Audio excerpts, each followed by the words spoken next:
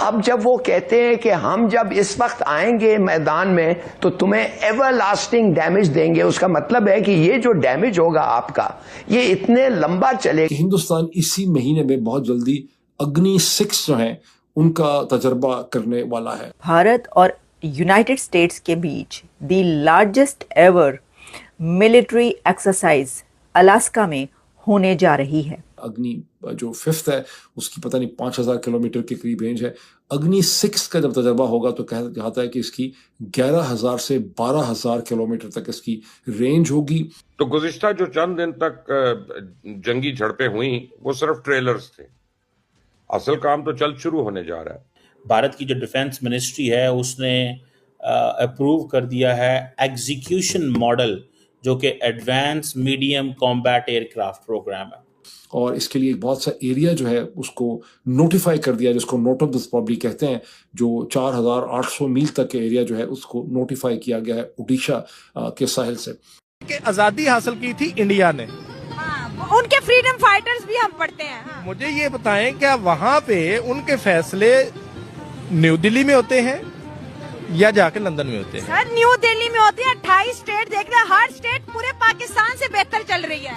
इसकी कहा जाता है कि जो इंटरनल फ्यूल टैंक है that will be 6.5 ton capacity होगी, एडवांस स्टेल्थ फीचर होंगे, और इसकी जो रेंज है वो अगर बन जाएगा तो वो यूनाइटेड स्टेट्स तक के नॉर्थ अमेरिका तक जो है वो मार कर सकेगा। दोस्तों ऐसी खबरें निकल के आ रही हैं कि 20 से 21 तारीख में भारत टेस्ट कर सकता है अपना खुद का अग्नि 6 मिसाइल, जो कि MIRV टेक्नोलॉजी से लेस है, और लगभग इसकी रेंज 8 से 12,000 बताई जा रही है। लेकिन कुछ लोग ये भी बता रहे हैं कि इसकी रेंज लगभग 12 से 15,000 किलोमीटर होगी, जिसको देख के पाकिस्तान क्या यूरोपियन यूनियन के भी होश उड़ चुके हैं कि हिंदुस्तान इसी महीने में बहुत जल्दी अग्नि 6 जो है उनका तजर्बा करने वाला है। अब अग्नि हिंदुस्तान की सीरीज है, जैसे पाकिस्तान के शाहीन 1, 2, 3 हैं या बाबर एंड गौरीवर हैं। इस तरह जो लॉन्ग रेंज मिसल्स हैं, इंटरकॉन्टिनेंटल मिसल्स जो हैं, बैलिस्टिक मिसल्स जो हैं, उसमें अग्नि 6 अभी तक हिंदुस्तान ने उसका तजर्बा नहीं किया। अग्नि जो 5th है उसकी पता नहीं 5000 किलोमीटर के करीब रेंज है। अग्नि 6 का जब तजर्बा होगा तो कहता है कि इसकी 11000 से 12000 किलोमीटर तक इसकी रेंज होगी, और इसके लिए एक बहुत सा एरिया जो है उसको नोटिफाई कर दिया, जिसको नोट ऑफ द स्पॉट कहते हैं। जो 4800 मील तक के एरिया जो है उसको नोटिफाई किया गया है उड़ीसा के साहिल से, और इसकी जो रेंज है वो अगर बन जाएगा तो वो यूनाइटेड स्टेट्स तक के नॉर्थ अमेरिका तक जो है वो मार कर सकेगा। Having said this, Narendra Modi की स्पीच का तमाम तर फोकस जो है वो सुदर्शन चक्र या डिफेंस मैटर्स पे नहीं था। उनका प्रिंसिपल फोकस इकोनॉमिक्स पे था, डेवलपमेंट पे था। उन्होंने अमेरिका का नाम तो नहीं लिया, लेकिन उन्होंने कहा कि अपने फार्मर्स और अपने फिशरमैन और अपने ट्रेडर्स के मफाद पे किसी किस्म का हिंदुस्तान कॉम्प्रोमाइज़ नहीं करेगा। हिंदुस्तान क्या, उन्होंने कहा नरेंद्र मोदी की जान चली जाए, नरेंद्र मोदी कभी अपने किसानों पे, चूँकि हिंदुस्तान की आबादी उनके वोटर्स में सबसे ज़्यादा किसानों की है, उन्होंने कहा किसानों के इंटरेस्ट पे किसी किस्म का समझौता जो है वो नहीं हो सकता। उन्होंने सेल्फ जो रिलायंस है उसके ऊपर बहुत जोर दिया। उन्होंने ट्रेडर्स को, ताजरों को ये कहा कि अपनी दुकानों के बाहर लगा के रख दें कि हम लिख के रखते हैं, नोटिस लगा दें कि स्वदेशी माल हम बेचेंगे, हम फॉरेन गुड्स को नहीं बेचेंगे। ये वो नारा है जो मेरा ख्याल है कांग्रेस ने 1930s में महात्मा गांधी ने लगाया था, स्वदेशी।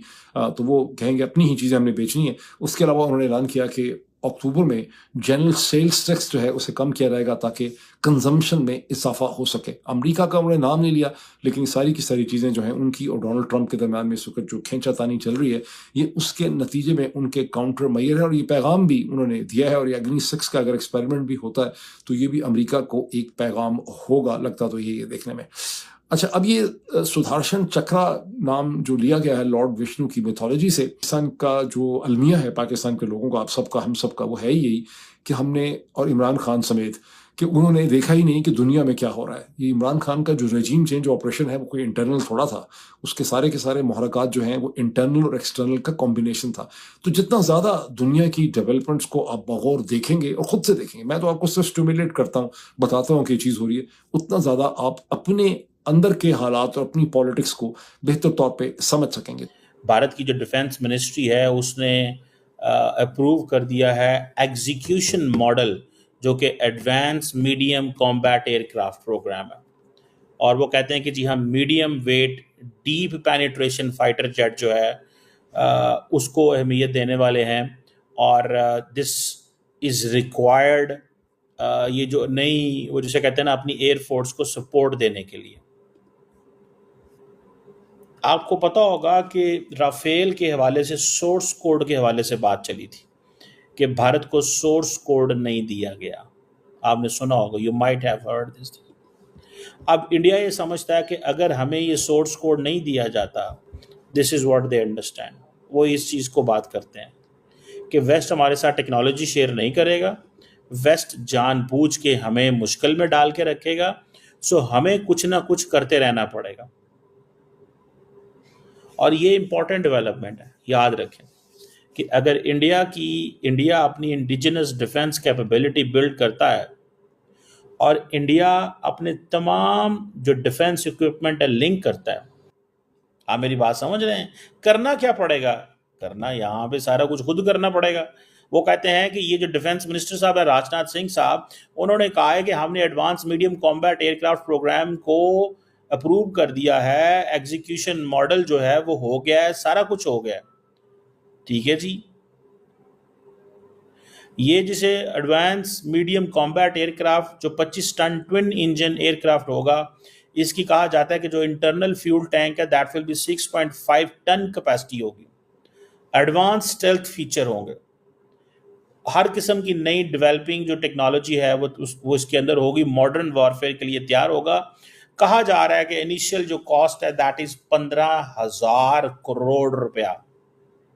और ये जो 5th जनरेशन फाइटर जेट है, इसका मकसद ये भी है कि जो इलेक्ट्रॉनिक पायलट पावर्ड जो है उसको बूस्ट करना बाय एआई, ताकि जो डिसीजन मेकिंग है उसको एडवांस सतह पे लेके जाए। This is very significant. It means कि इंडिया का जो 5th generation stealth fighter jet है वो ये फैसला करेगा, खुद भी फैसला कर सकेगा कि अगर उसको हिट करना है पाकिस्तान को या चाइनीज जेट को, तो वो आर्टिफिशियल इंटेलिजेंस जो है उसको हेल्प करेगी एडवांस डिसीजन मेकिंग। मतलब पायलट पीछे रह सकता है, पायलट हो सकता है ना समझ पाए, लेकिन वो इसको। तो दोस्तों, ये मिसाइल भारत का अगर देखा जाए तो सबसे खतरनाक मिसाइल होने वाला है, क्योंकि इसकी रेंज लगभग 15,000 किलोमीटर होने वाली है और 300 टन का पेलोड लेके जाने में सक्षम है। ऊपर से MIRV टेक्नोलॉजी, हाइपरसोनिक स्पीड, मतलब कमाल है। ये इससे बड़ा मिसाइल अभी भारत के पास कोई नहीं है अगर देखा जाए तो। ये बहुत ही खतरनाक मिसाइल है जिसको देख के पाकिस्तान का मीडिया जो है वो उसके होश उड़े हुए हैं, क्योंकि उनको नॉर्मल ब्रह्मोस रोकना नहीं आता। जब वो ब्रह्मोस मिसाइल नहीं रोक पा रहे हैं तो अग्नि तो भूल जाए वो। और इसमें सबसे ज्यादा प्रॉब्लम अब होगी यूरोपियन यूनियन और यूएस को, क्योंकि अगर इसकी रेंज 12 से 15,000 किलोमीटर होती है तो पूरा यूरोप और लगभग पूरा अमेरिका भी इसकी रेंज में आ जाएगा। तो ये अमेरिका भी इतना जल्दी बर्दाश्त नहीं करने वाला है, रिलेशन ऑलरेडी खराब है। तो ये हो सकता है कि अमेरिका को एक मैसेज भी हो इंडिया की तरफ से। और देखा जाए तो जो नोटम जारी हुआ है वो लगभग 5,000 किलोमीटर का है, कि 5,000 किलोमीटर का एरिया खाली कराया गया है ये मिसाइल टेस्ट करने के लिए। नॉर्मली क्या होता है, जब नोटम जारी होता है तो जितने किलोमीटर की मिसाइल होती है, लगभग जैसे 8,000 किलोमीटर की रेंज की मिसाइल अगर टेस्ट करना है तो उसके लिए 4,000 या फिर 3,500 किलोमीटर का एरिया खाली करवा के उसमें ये टेस्ट कर लेते हैं।